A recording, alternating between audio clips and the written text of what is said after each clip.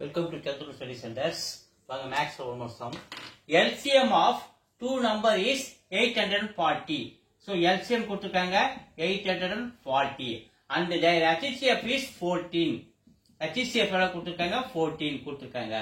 And if one of the number is 42, அப்ப ஒரு number x 42, அப்ப another number என்ன தெரியாது, அதான் நம்ம கேக்குறாங்க.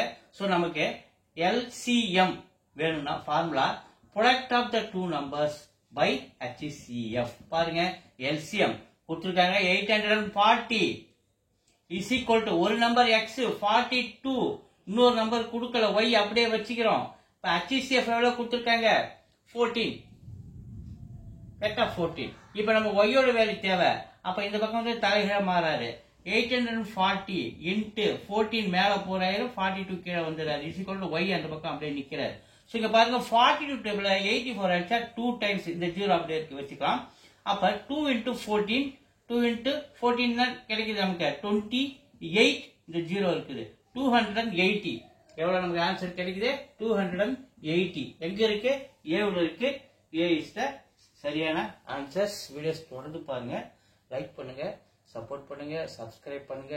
உங்களுக்கு தொடர்ந்து நான் கணக்கு நடத்திட்டு வரேன். நன்றி, வணக்கம்.